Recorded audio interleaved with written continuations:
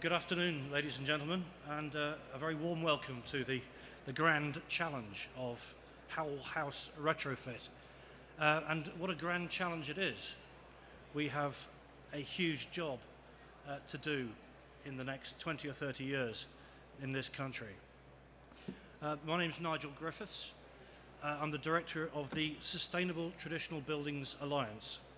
If you Google STBA, you either get us or the Scottish 10-Pin Bowling Association. It's a bit hit or miss. But because we're not a household name, I just want to explain very quickly that we're an alliance of three different kind of groups. And to get a genuinely sustainable approach to retrofit of our older building stock, you need these three groups in the same room at the same time: heritage, sustainability, and industry. So all the people you'll see who are behind us on this screen more or less fall into one of those three categories. So we're not a household name, but the National Trust and Historic England are, as are Rix, Reba, and the other kind of industry folks who are behind us. So really, why, I think, is the first question: why do we need a whole house approach to retrofit? And what I'd like to give you is a quick horror show, and this is what happens if you don't get a whole house approach. If you don't get the right levels of ventilation built in, if you don't address the faults that a building has before you start to retrofit it. So basically, moisture, heat plus organic material equals compost, or composting building syndrome. And at all costs, this is what we have to avoid, because this has huge complications in terms of human health and, of course, building longevity. That's an extreme example. There's other kinds of risks as well. This is a particular favourite of mine and illustrates the kind of piecemeal approach to retrofit. There's a lot of very difficult to define value about our traditional building stock. I could point out brick banding on these buildings, nearly flat arches, all kinds of lovely details over sailing courses, etc., which are all entirely missing from the one that's been externally insulated. And there isn't actually an awful lot of wall there that has been externally insulated. It's questionable how much has really been saved by doing that job, but I think you might agree that an awful lot has been lost. But that's not the only kind of risk. So we're talking about composting building syndrome. We're talking about the impact on what the planners might call visual amenity. There's also our old friend the dust mite and various moulds which break out when relative humidity rises above a certain level. And dust mites breed in microclimates, and anything under a bit of furniture, for example, that doesn't get properly ventilated, their rate of breeding goes up absolutely enormously. And we've got one of the highest rates of childhood asthma in the world, largely because of our poor approach to both moisture and ventilation. So if you start to insulate walls, if you start to replace windows and super insulate roofs and floors, you end up with air quality issues indoors. And the Royal College of Physicians report, Every Breath We Take, back in, I think it was 2016, fingered indoor air quality as one of the biggest challenges that we've got in terms of our health. So those are the three main reasons why I think we need a whole house approach to retrofit. I just want to run through the kind of position we've got to in terms of both policy and practice. And we recognised that this was a problem back in 2012 when the government started to make some fairly ambitious claims when Green Deal was being launched. And it was going to transform the whole building stock. And we thought, hello, this could be a problem because the training isn't in place. We haven't done the science. We don't even know how a lot of buildings perform at the moment, let alone how they start to perform when you make changes to both thermal performance and moisture movement. If you insulate a front wall of a house, then the back wall becomes relatively cooler. If you haven't changed the amount of moisture that's coming in and out of the building, you've actually increased the likelihood of condensation on the wall you haven't insulated. The UCL did a paper called The 100 Unintended Consequences of Policies to Improve the Energy Efficiency of the Building Stock. It's a snappy title, but I think they stopped at 132. and they were more or less all negative consequences. So what are we doing about it? Well, we've produced the original report that sparked a lot of the changes off in 2012. Followed that up with a more practical guide. It's only 20 pages or so to planning responsible retrofit. And then in 2016, the term whole house retrofit was starting to be used in quite a lot of policy documents. So we thought we'd better investigate, well, what is it exactly? So we brought out a short paper, it's only 4 or 5 pages long, what is whole house retrofit? And very briefly, or very simply if you like, it needs to combine fabric, people and services to give you a genuinely whole house approach. And a whole house approach needs to take into account the context of the building. And this is what's more or less always ignored in any kind of policy document or any kind of policy aspiration, I think is probably the right word. So on the right here on your diagram, you've got exposure. Well, where is the building? Is it in an area which is exposed to horizontal rain? Because if it is, the risks of doing internal wall insulation with something impermeable are much, much higher. Is it part of a terrace like the one we saw a few moments ago on the photograph? Is it, i.e., part of a streetscape which should be preserved? But also in terms of context are the very standards and regulations in which we work. So building regulations was insisting on impermeable membranes to be installed with internal wall insulation. We don't think that's the right thing in many, many cases. Buildings which are vapor open should stay vapor open in order to be able to function correctly. So all those things together on the right-hand side make up the context. There's another way of looking at it, and that's energy, health and heritage. And all those three need to come together to give you a whole house approach. So you do need to check the condition of the building prior to retrofit, because a dry wall is a relatively efficient wall. Do your repairs first. And that is almost, it's the poor relation, if you like, of the retrofit industry is maintenance. Nobody really talks about it because it's not sexy, it's not selling lots of stuff. But if you get your ground levels right, you check your subfloor ventilation is operating, then you will have a relatively efficient building performing in the way that it was designed to perform.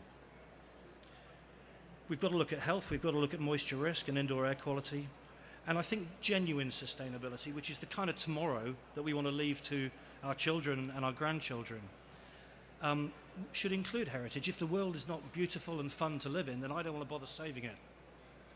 And you may quote me on that. Beauty matters. That is the truth that dare not speak its name about buildings. And I think it's very, very important we keep that in the picture. In our very short paper on what is whole house retrofit, we came up with basically 3 levels. So the basic level of a whole house retrofit looks at the entire thermal envelope of a building. So all aspects, if you like, of building fabric: walls, windows, floors, roofs. And then you've got an intermediate level, because whatever you do to building fabric has an impact on services. You insulate walls and floors, you reduce the demand for heating. If you replace the boiler before you do that, you find you've got an oversized boiler. That's a wasted asset. Crucially, any form of insulation reduces ventilation, so you've got to look at ventilation and moisture and the protection and enhancement of heritage. That's the intermediate level of whole house retrofit. But then there's a third level. And virtually all the government programs I hear of, and almost everything that I've seen written about retrofit, is very focused on the building, or it's focused on energy or carbon dioxide emissions. If we keep that narrow focus, we miss a huge opportunity, not only to deal with water efficiency and sustainable drainage. I mean, I come from Somerset, and drainage matters to us. It floods for a pastime down there. Sustainable drainage is really, really important. But there's a lot more that we can do with this as well. And I was fortunate enough to have to review the RBED 2 programme on behalf of Welsh Government and the ERDF, who part-funded it. And people were saying to me, it's made a huge difference to our communities. It's given the whole place a facelift. We're grateful for being warmer, yes. But actually, People have started to clean up their front gardens now, and the level of antisocial behaviour has gone down. And RBED 2 insisted on a high level of local employment, providing jobs for people. The best way to deal with fuel poverty is to address poverty. So retrofit has got the potential to play a huge part in community regeneration. And that's the big picture stuff that I don't want us to miss when we put together retrofit programs.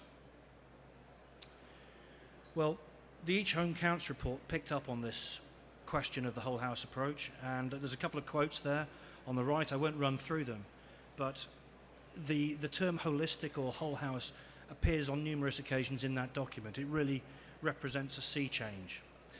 And one of the key recommendations in the Each Home Counts report was for a new standard, and that standard's being developed. At the moment, it's pretty much complete. It's the new PAS 2035. It should be out in May, and it's got some really key aims. Those aren't all of them, but there's some really, I think, revolutionary aims for a document that is titled something to do with energy. Yes, it includes comfort, health and well-being. It includes the durability of buildings, and it includes the protection and enhancement of cultural heritage. So I think the PAS has got it absolutely right in that respect. So that's where we've got to. Our own project is a 3-year project. We said to BEIS, look, we think that a whole house approach is absolutely necessary. We want to make sure that it works, and we want to test it out. So they've put some money into a project they were going to do in South Wales on 40 homes. Now, why Wales? Well, because it's wet and Welsh and windy, horizontal rain, and about 35% of the building stock in Wales is traditional buildings. In other words, they've got the biggest challenge of all in Wales. If we can get the whole house approach right in Wales, then I think it provides a very good template for what we can do in the rest of the country. Everything should be easy after that. So we've kind of stuck our necks out and said, okay, we'll take on this challenge. Tell you a few more things about it. We're at the kind of survey stage at the moment, but before we got to the survey stage, we've had to train surveyors. So the thinking behind the PAS 2035, which is about to come out, is that survey will have to be carried out with further training by people who currently do EPCs, domestic energy assessors. They're not currently qualified to take on a whole house survey, a whole house approach. So they're going to need training. We've developed that training. We're happy to share it with industry in due course. We've trained Mellon surveyors. The surveys are being carried out at the moment. Once we've agreed those measures, based on a whole house approach, based on the whole getting it right in terms of indoor air quality, moisture, heritage, there may be aspects where we have to train contractors. And just as importantly, monitoring. We think monitoring is absolutely essential. You can't tell whether you've got it right or not unless you monitor. So we are going to do CO2 and moisture level monitoring in all the properties that we retrofit, and hopefully get some monitoring in before they're retrofitted. That gives you some base data to work from. We'll continue the monitoring as long as we can, and then later on we're going to refine the approach by testing it out with the National Trust, who are one of our patrons, but also have a huge 5,000 by number private rented stock of old buildings. They've got a great challenge on their hands. So they're worried about it. They've got the private rented sector legislation, which is framed in terms of EPC scores. We don't think that EPCs are the right metric. EPCs are not consistent with PAS 2035. EPCs are a narrow approach. And the EU's own report on EPCs stresses that they are not an energy survey. They are merely the precursor to one, and the proper individual energy survey, as we are doing, individual for each house, needs to be carried out afterwards. And eventually we will report, and that report should end up in the public domain. So what's different about it? Well, we've got plural objectives. We've got energy, health and heritage. We've got local employment. Individual survey. Buildings are different. Even apparently homogeneous buildings in the same terrace, they'll be in different condition. They'll be differently heated. Some of the windows will have been replaced, others won't. Ventilation will have been blocked up in this house but not in this. They behave differently. We'll definitely do a condition assessment. We are doing a condition assessment. And before we get anywhere near making changes to these buildings, we'll do the necessary repairs. No insulation without ventilation is a mantra that's been used by the author of Past 2035, Peter Rickaby, and he's absolutely spot on. There will be bespoke design, so any challenges we come across, we have a budget for architectural design to handle thermal bridging and different details of that nature. We need to get procurement right. I don't know if many of you are familiar with what happened in Preston, the disaster where I think it was 400 homes were insulated and very badly, and they've had to take all the insulation off. A lot of that was down to really poor procurement and very poor supervision of work. Cappings to external wall insulation rather than extending the roof at the eaves and gables. Backfalls on those cappings. They sucked moisture in. People have been hospitalized with ill health. So that's what's different about it. And just in case you think we're worried about very high status and heritage buildings, these are the kinds of buildings we're looking at. These are the kind of very basic. That was a traditional building once upon a time. It's been cement rendered. They've actually put internal wall insulation on this one, and it's impervious. They haven't put the internal wall insulation where the first floor joists come, because they've put it where they can get at it, above and below. Any moisture which gets through that cement render, and lime-built buildings move, and they crack cement render. We've all seen this. What then happens? Water gets sucked in through those cracks. It then can't get out. It used to get out perhaps internally when the wall could still breathe, but with some impervious internal wall insulation on it, it ain't going anywhere internally either. So you'll end up with very wet walls. The one place it can escape is in the first floor joist matrix. If you're lucky, those first floor joists go across the building, but not in this case. They go front to back. So that's the first place that the rot's going to come. So those are the kinds of challenges that we're up against, and that's really what we're trying to deal with by testing out our whole house approach. I think that's quite enough from me. But I just want to mention a paper we did, which you can download freely from our website, along with the other bits of guidance that we mentioned. And it contrasts EPCs and what we want to develop as our whole house approach. So do have a look at that. Even if you only read the executive summary, it's about a page long, and it should hit you fairly strongly that EPCs are not the best tool for delivering a sustainable housing stock for the next generation.